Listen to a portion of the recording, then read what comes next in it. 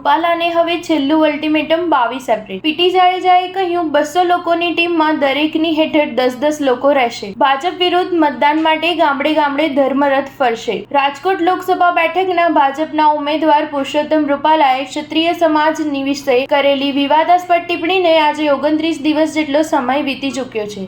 આ દરમિયાન રૂપાલાએ માફી પણ માંગી છે, પરંતુ ક્ષત્રિય સમાજ ટિકિટ રદ કરવાની માંગ હાથે અડગ રહ્યા છે. હવે સન્માનની લડાઈ લડી રહેવાના મૂડમાં ક્ષત્રિય સમાજ જોવા મળી રહ્યું છે. ગઈકાલે અમદાવાદમાં સંકલન સમિતિની બેઠક મળ્યા બાદ આજે રાજકોટમાં આગેવાનોએ પત્રકાર પરિષદ સંબોધી માહિતી આપી હતી, જેમાં જણાવ્યું કે 200 લોકોની ટીમમાં દરેક હેઠળ 10-10 લોકો કામ કરશે તેમજ ભાજપ વિરુદ્ધ મતદાનની અપીલ કરવા ગામડે ગામડે ધર્મરથ ફરશે તેમજ ભાજપ સામે લડવા શહેર અને ગામડા લેવલે ટીમ બનાવી એક જૂથ સુધી લડીશું.